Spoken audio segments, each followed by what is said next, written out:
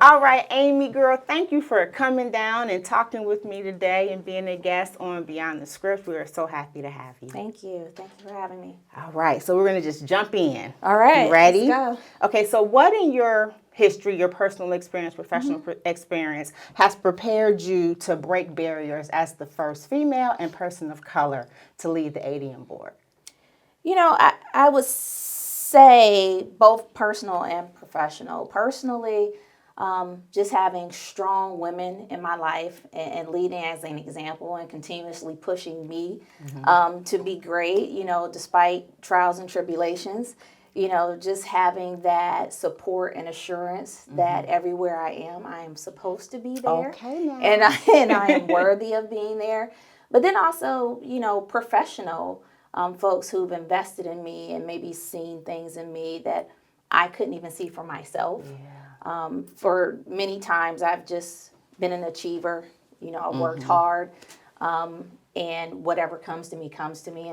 And people come, they point out, maybe you should try this, or I think you would be good in this role, or I think you should reach higher. Okay. And so it takes some self-reflection, like, oh, maybe I can do that. And then you do it, and you realize it was a path that was laid for you, and you step into it. Awesome. Just people pouring into you. Absolutely. Huh? That's awesome. That's awesome. And that's important. As we think about our youth or people that are coming behind us, we really have to be intentional about pouring into folks because we do see things in people that they may not see in themselves. Yeah. So we're talking about cultural competency, right? Let's talk a little bit about what does that mean and what does that look like at the ADM, and where do you see it potentially maybe lacking, maybe not necessarily with the ADM directly, but just in community and work that you do in this space? Yes. So when I think about cultural competency, I lean more into cultural awareness. Okay, I like it. Because how can someone be truly competent in my experience and my culture? And we're so multifaceted and layered.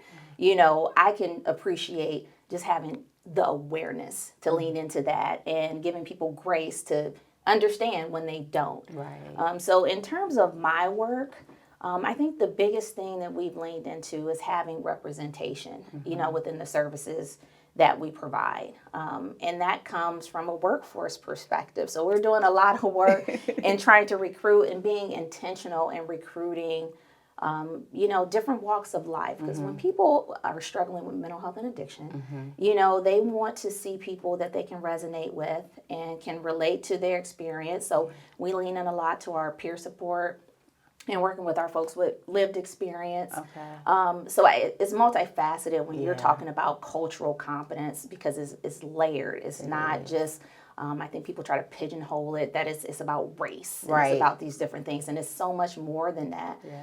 So just being intentional in how we recruit, what our goals are, how we look at our data. Because we know resources are not infinite. So we really have to look at who's being impacted and how and what barriers they have, and being intentional in how we address those so folks are not being overlooked. Okay. We talk a lot about workforce and workforce development. That's going, I know you're in Summit and we're down here in Stark, but that's going on across counties. Like workforce development is an issue right now. Like us not being able to find and retain or just have those folks that we need in our organization. So what are some things, how have you been creative, or what are some resources, tools you've kind of leaned into to try to get that workforce that is representative of the community that you serve? So one of the big projects, even before I got into this role that I spearheaded and now it's come to fruition, is our partnership with University of Akron. So we leaned into a relationship with the School of Social Work there, and we actually fund a position, our behavioral health coordinator there, he's the liaison between higher education and community behavioral health. So Mr. Sylvester Houston is the individual that we work with at university. He teaches some of the classes. He leans into, our public schools, our bachelor's level, and recruit people into the field and really help educate on what the pathways are into behavioral health. Because I just had outreach from a teacher at Firestone High School saying, can he come in and talk? And I hear this a lot as well. where kids say, I want to be a psychiatrist, or I want to be a psychologist, or I want to undergrad in psychology. Like, what does that really mean? So we're able to extend his reach into those spaces to say, okay, what are you really trying to accomplish? Like, do you, if you want to do counseling, let's talk about all the pathways and some shorter pathways that may get you to that. Because if you want to be a psychologist, that's through your PhD before you can get licensed. What does that mean? And so we've really worked closely with him to be in reach into our community behavioral health providers to make sure students are having positive experiences, because we lose people through that. Making sure they have the proper training, because, we work with a vulnerable, difficult population.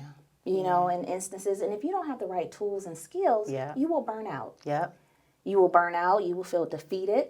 So he really walks alongside the students with their experience inside the agencies, alongside them with their academic experience to help ensure their success, and just being intentional in his outreach into the community. That's awesome. That's awesome. And on this podcast, I'm very intentional about attempting to connect the dots across sectors: health, education, criminal justice. And that's a perfect example of education and healthcare in that intentional collaboration. Right? Because that's necessary to get to where we... So, Sylvester, is that Dr. Houston? It is. I love Dr. Houston. Yes, I love Dr. Houston. Dr. Houston is or was the only or one of the only African-American male psychologists in Starr County. Yeah, he's a phenomenal man. All right, so this work requires funding. Yes. Right, us nonprofit leaders that are dependent on funding. Like, how do you prioritize funding when needs outpace capacity? Yes, and that is a very real question in that environment, this current environment, our current state and federal administration. And it's conversations that everyone is having. I can tell you, working in Summit County, we have been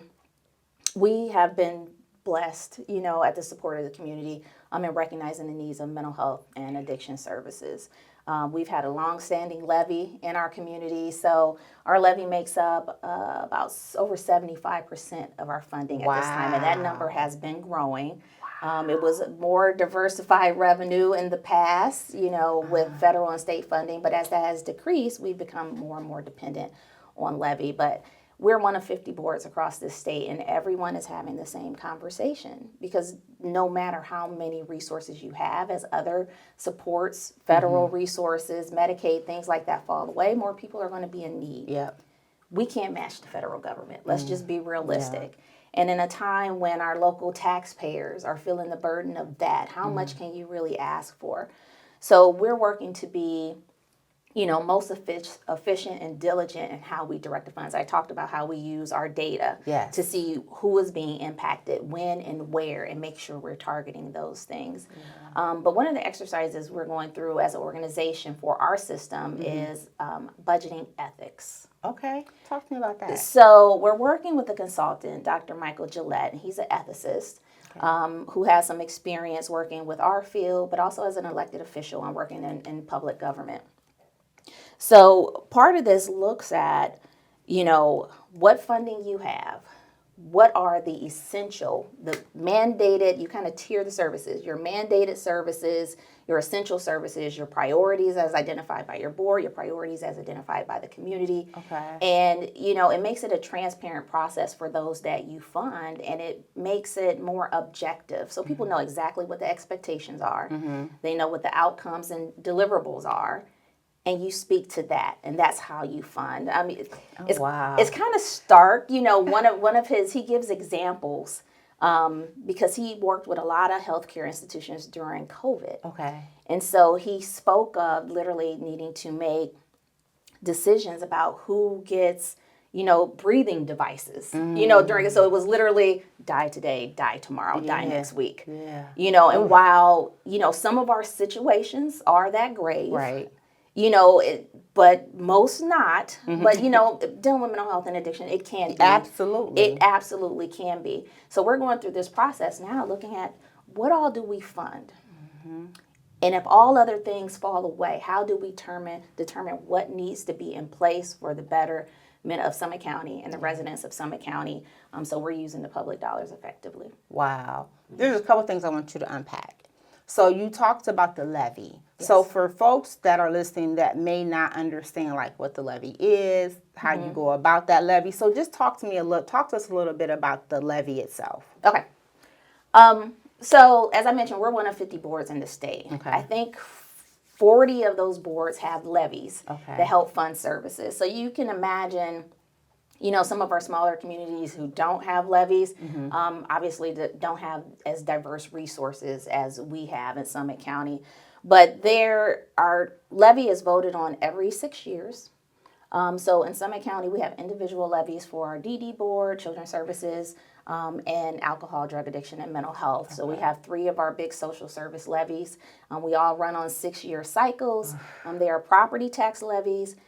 They are what you define as outside millage. So outside millage means it must be voted on. Okay. So nothing is happening unless the voters approve that. And then I think the difference with our levies that I like to impress as well is that they don't increase with property taxes. Okay. I know everyone's been tuned into the stark increases that we've had in property taxes for a variety of reasons. And I think that's something that needs to be fixed at the state level. Yeah. But we don't realize, those major increases that come along with the property tax valuation increases. So the levy we're running now for a renewal, we've actually had that levy for 18 years. Wow. And so what you collect on that levy is what property valuations were 18 years ago. So we're proud to have been able to, survive an opiate epidemic, get our system through the pandemic, the COVID pandemic through that, but the need is only increasing. So the levy helps us support that for people who are uninsured and underinsured. Okay. So we kind of operate like an insurance company. Okay. And so we pay for those services. You that pray are too. covered. Yeah, we do. We do, absolutely.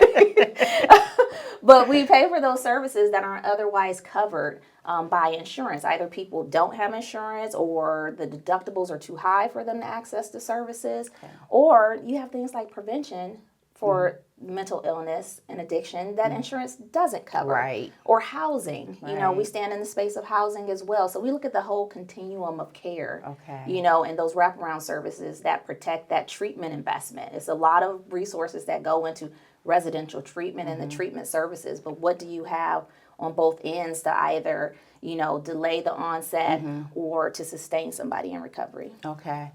All right, so for folks that may not understand this, so does the ADM board act as a funder to other nonprofit organizations? Does the ADM provide these services? So how does that work? Yeah, so ADM boards are prohibited by statute from providing direct services. Okay. So we do not provide any services. We fund providers across the community, mostly nonprofits. We have a couple for-profits, and we really only dip into that area if there's no one else to provide the service. Okay. So we really lean into our nonprofit providers and help develop them and sustain them to provide services to the community. Awesome. So this levy is hugely impactful, right? It's not just a matter of viability for the Adams board, right, but it's also the numerous behavioral health and addiction organizations, nonprofits within Summit County that are providing these services. That is correct, because our overall budget, which is over $50 million, 93% of that goes right back into the community. So our administration is less than 10%. We have 25 staff. I think that's something, because I said we don't provide direct services. And when people look at our counterparts like our children's services and our DD boards who have hundreds of staff, it's like, no, we're an administrative agent. We fund, monitor, and evaluate services for our community, and those funds go back into services and grassroots efforts. Like I said, we have the privilege to be able to do some innovative things with some of the funding and work with some innovative partners because, there's no one pathway to recovery. Right. So we're able to do those things. But, yeah, we work very lean. I don't know if it's a good or bad thing that I say we're small but mighty. Yeah, it's it's good, but we get tired. Smart. Yeah, we get tired. We get tired. So you talk about innovative partners, right? Yeah. So this is a great segue into our next question. So you kind of talked about your partnership with Akron U and how that has been positive impact for the work that you do. So what other partnerships have been impactful in addressing some of the root causes, and where do you see gaps? Yes. So another partnership we have is with a local faith-based organization, Love Akron. So with that organization, we have an initiative called Change Direction. Okay. And that brings together faith leaders and behavioral health providers to talk about our shared population and our shared interest in serving that population. So this is a group that started convening, I think, in 2016 under our previous county leadership, Russ Pry, who had brought this to the county and said, we want to bring mental health to Main Street. We want to help decrease the stigma. We want to bring together different sectors because we know mental health and addiction has no boundaries. No. So, we had first responder groups. We had faith-based groups, we had education, so we had these different sectors that all convened on one weekend. We had events on Main Street. We had bringing mental health to the pulpit, on that weekend. It was just everywhere and all things. But since then, the faith-based committee is the one that has survived and thrived through all of this. And I think part of the realization is, our faith leaders it's not those folks over there. Right. These people are working in our system. Yeah. They are family members. They are people with lived experience. And how do we merge that, and how do we understand, the boundaries between the clinical and the spiritual? And how do we honor those and understand the role they play in people's recovery? So that's been a labor of love for mine because I've been involved from that, and Love Akron has kind of picked that up, and they're the backbone of that project. And these folks still convene every Wednesday, every third Wednesday, virtually. And they get together in person when they can, but they hold events and continue that conversation. So that's an innovative practice I'm really proud of. And that's huge. I always talk about the faith-based collaboration. We do not lean on our faith-based community enough. You've been talking about some great things around the work that you're doing, your levy, your partnerships. You even talked a little bit about your strategy and working with the gentleman that you're working with. But if you were building a 3-year bold plan, what priorities would you prioritize? Workforce. You have to have the people. There's always this balance of, decreasing stigma, getting people into services, making sure they know where to go. Right. But if you do all this marketing and they show up and there's months and months wait. Amen. Not really helpful, right? helpful. So workforce is critical. And we're alongside, every industry in this struggle. COVID obviously expedited it. We know we were going to have a mass exodus, but that just got sped up. But I feel like the tide is changing in terms of, the type of services that we provide and people wanting to get into that field. Okay. Because, there was stigma around that.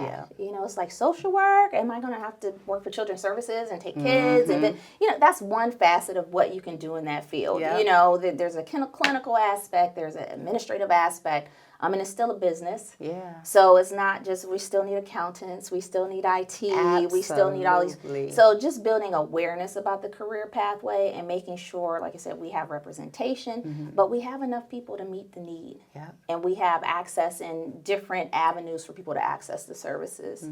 I think another priority for me, because I'm a preventionist at heart, is that we have the value and interest in prevention and give it its due deserve, alongside treatment.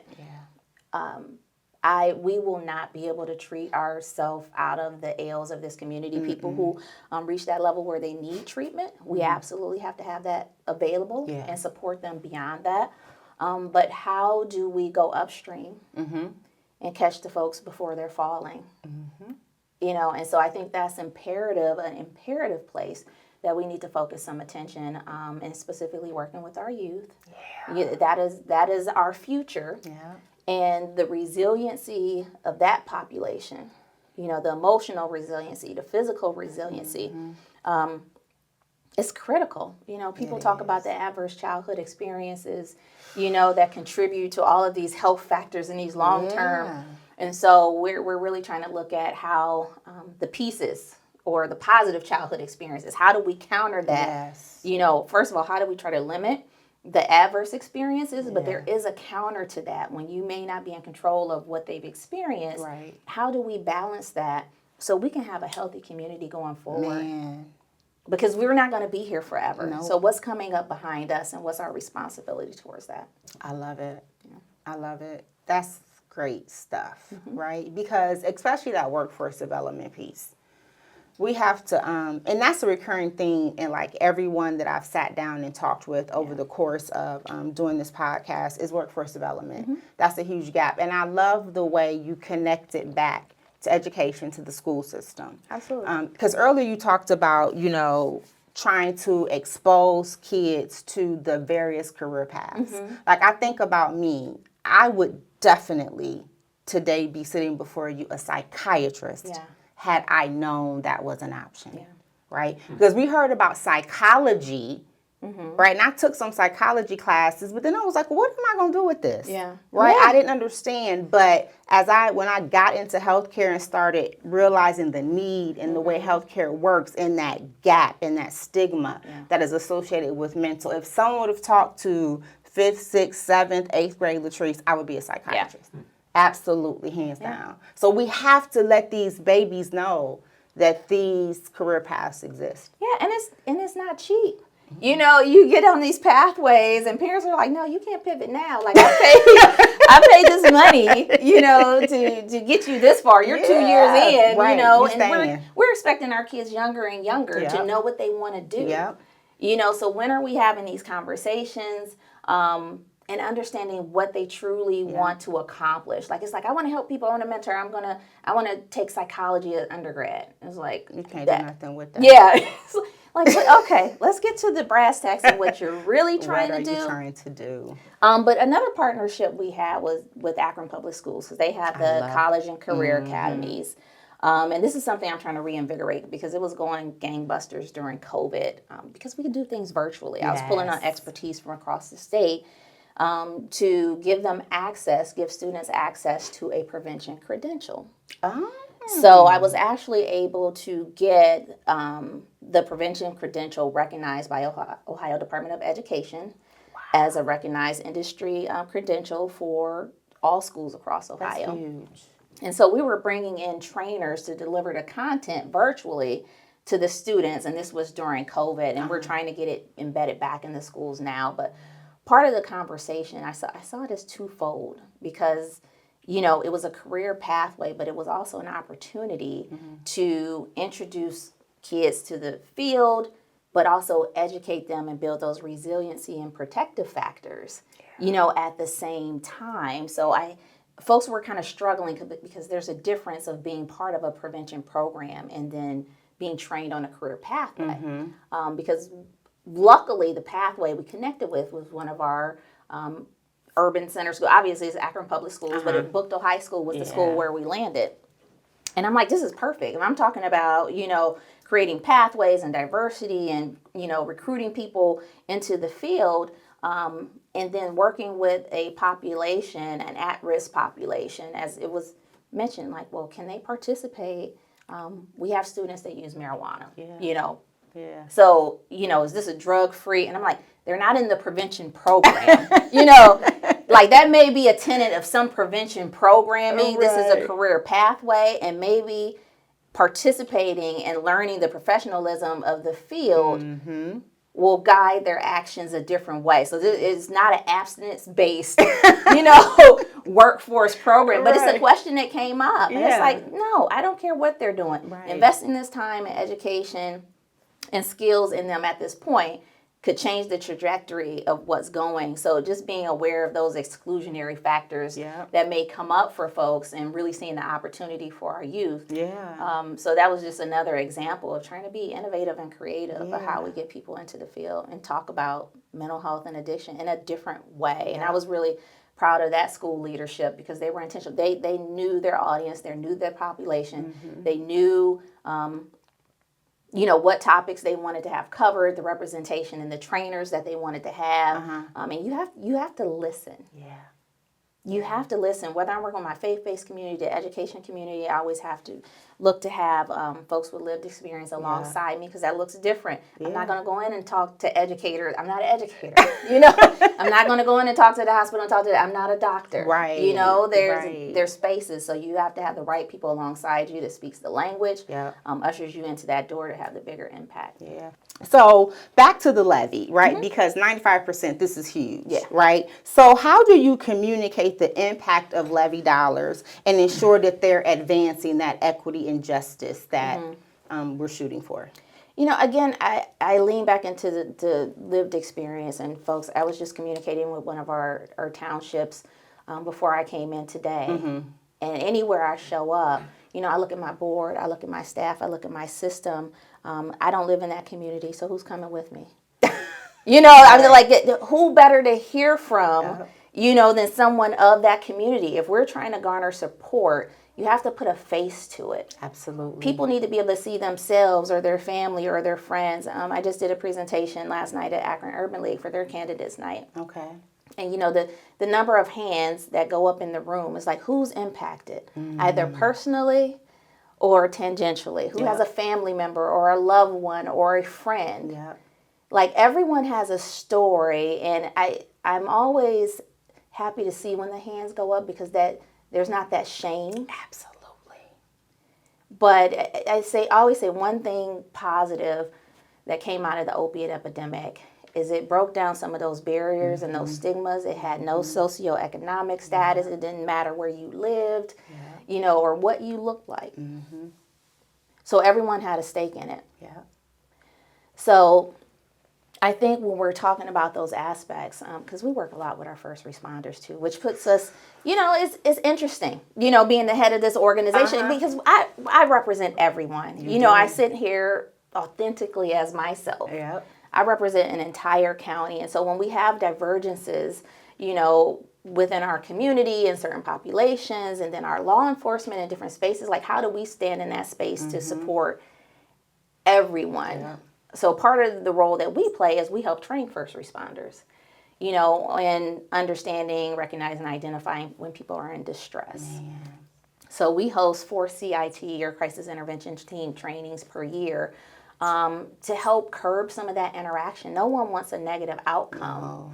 And, even our commentary and dialogue around some of the things happening in our community, we never want to isolate or alienate any segment of our population from getting services and support. So we really lean into the aspect of education and support for everyone, trying to ensure positive outcomes and the wellness of our community, knowing that, first responders have their stressors as well. They do. They do. It's not an easy job, at all, and I respect that. Yeah. So how do we support everyone in these difficult spaces and difficult conversations at times? Yeah. And all it takes, we live in a cancel culture, right? We will cancel something in a minute. And so all it takes is that one bad experience for someone to say, I'm never using that service again. I'm never going that route again. I have a really good friend, and she tells this story. She's here in Stark County, and her daughter called the crisis unit because she has severe and persistent to come pick her up. Yeah. Long story short, she now has a felony. Wow. Because when she got to the hospital, some things escalated, and she now has a felony, which is a domino effect because the housing that she lived in, she could no longer live there because she has that felony. So now she's unhoused, and it's just this domino effect because she called for help. Yeah. And so you reminded me of another project. So this is with City of Akron, and it's been really innovative. And again, a labor of love. We had some staff that were really invested and some leadership from City of Akron, including Mayor Malik and the police and fire chiefs in place. And so we started the Summit County Outreach Team. Okay. So we call it Scout. Right now it is City of Akron centric, and they're expanding their hours. Obviously, we have workforce challenges across systems, but they're working Monday through Saturday. But the goal was really to have an alternative response to crisis. And right now, those calls go through 911, go through our dispatch. Okay. But they've created some interoperability with 988, which is the mental health crisis, the National Mental Health Crisis line. But it allows them to have a different response to mental health crisis that may come through 911. So we look at the economic and human resource impact and how that diverts maybe some of the response from first responders that could otherwise be doing other things. But the team is made up of a clinician from one of our agencies, Portage Path. Okay. We have a representation from Akron Fire and representation from Akron Police Department. Wow. So it was a huge conversation when we first started this on what the team should look like, what the city of Akron residents would respond to, you know, because the goal is to have an alternative response. Right. We don't want it to look the same. We know there's still stigma. People don't want the police sitting in their driveway, in their front yard. So we actually invested with Akron Fire to purchase one of the big expedition. You see the fire chief trucks that fire chiefs drive, and we wrapped it to say Scout. Secret Service. Yeah. But we wrapped it, you know, to say Scout. Our logo is on there. It doesn't say mental health and addiction. It doesn't say Portage Path behavioral health. You know, we have our logos on there, but we wanted to make it, you know, really non-assuming and confrontational. But there was a lot of discussion about who should be on that team and what the community would be receptive to. And I think after, you know, a year and a half of doing this, even though I had some reservation, I think it's played out well. Okay. Because our community was in a difficult place as we were having this discussion with some of the interactions with law enforcement. So there was some concern, you know, of law enforcement being like, will we agitate? You know, will people really respond to these folks showing up in their times of distress? And I think what the team has found is they play off of one another well. Wow. Because people have different experiences. Yeah. So if you show up and, you know, anytime, you know, fire shows up, they're transporting you to the hospital. That's a negative experience for you. Okay. So that may not be the right responder, right? Yeah. So we've seen where in times maybe the police officer takes the lead. Okay. Or maybe the EMS person takes the lead. Or maybe the clinician takes the lead. But they can evaluate that in real time and play off one another's skill sets and expertise in those spaces. And there's various models of mobile response, crisis response across the state, but I think ours is pretty unique to have all of those partners, you know, in that space in real time, and hopefully, you know, prevent some negative outcomes and get people connected to services versus maybe getting felonies or in our jails or in our hospitals. Yeah. Wow, the power of partnerships. Yep, so I'm going to have to sit down and talk with you about Scout and about this faith-based with Kemp. Kemp Boyd. With Love Kemp Akron, Boyd, yes. Because we're missing those tenets here in Starr County, right? And these are ways that we can be innovative with our partnerships, have accountability, and be able to see real impact and transformation. Absolutely. I love it. I've been doing some great stuff. It's great talking to you about these things. All right, so I am going to ask you the miracle question. I always have a miracle question that I end with. And again, this one is around funding. Because I just think it's really important that we're talking about this funding and your levy. And because it takes money, no margin, no mission. And I think people sometimes forget that we're nonprofits, but we still have to have a margin or we cannot do the work that we do. So, if levy funds could fully cover one unmet need tomorrow, what would you choose and why? I would say healthcare and behavioral healthcare is healthcare. It is. So let me be clear. I would say for everyone. Everyone has access. Everyone has free access. We talk about prevention. You have insurance. Those services you get free every year for preventative care. Yep. Like, can we have that checkup from the neck up, as they say? You know, can we have, you know, mental health services check-ins annually? Yes. You know, that is just part of the wellness factor. You know, for every person in our community. I tell folks we're all on a spectrum. So when we're talking about the stigma around mental illness, which is inclusive of addiction, you know, that is me. That is you. That is everyone on any given day. Yep. It depends on where I am on that spectrum. Girl. Like today, I am tired. It is a lot. But, having the self-awareness to recognize that in yourself, not everyone has that. Right. Or not everyone has the benefit of or the privilege of having that awareness and being able to sit down. Right. Because you have to go. You have to be resilient. I had someone tell me before, like, why do I have to be resilient? Why is that a requirement? I don't want to be resilient anymore. Why is that a mandate of success? That you have to struggle. Yeah. Like who wants that? But it's just, I think if everyone checked in periodically and understood themselves in that way and knew that help was available, had access to that help, because we know this affects everything else.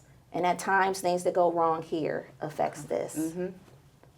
And so where is that regular attention to that aspect of human mortality and being and well-being? Yeah. And we talk about justice. That's a component. You talked about going upstream. Upstream requires legislation, policy. Absolutely. Right? And we have mental health care in several insurances is a carve-out. Right. Oh, parity is a problem. Oh my gosh. Like you're using the right word for it. Like I just can't, it's a carve-out. Yep. Where I have insurance, but I don't have mental health coverage for this specific need. And if I'm already struggling, let's just say basically with anxiety or depression, I don't have time to fight with an insurance company about being able to go see someone. I think that we definitely have to do a better job of holistic healthcare access and universal healthcare. I understand, like, we can't flip a switch and have it tomorrow. But to your point, there are certain things that everyone should be able to have access to. All right, Aimee, this has been great talking with you. I always enjoy sitting and talking with you. And my 30, what are we? 30, what is 35. Thrive 35. Thrive 35. Hottest class ever. Hottest class ever. We're talking about leadership Akron. We went through leadership Akron together. So we developed a bond back then. Absolutely. So, Aimee, is there anything that you want to say or let the listeners know before we end our time together that we may not have covered? Well, like I said, November 4th. Listen, I feel like I'm so not a politician, but I feel like I'm on the campaign trail. I have my badge on. November 4th, mental health is on the ballot. So yes, vote, vote, vote. Do your research and understand the impact of things. And did I hear you say that this levy won't raise taxes? So this is a renewal with a 0.5 mil increase. Okay, so see. There's feel it. I mean, like I said, the other one, which is the bulk of which we're preserving, we've been sitting on that for 18 years. It literally costs about $6.25 per month. Okay. So see. So sometimes we look at taxes and say, oh, no, I ain't voting for that. Yeah. I don't want nothing to raise. But the innovation and the work that you've talked about, this is huge for our communities, and this work cannot go away. So Absolutely. Thank you. Thank you, Aimee.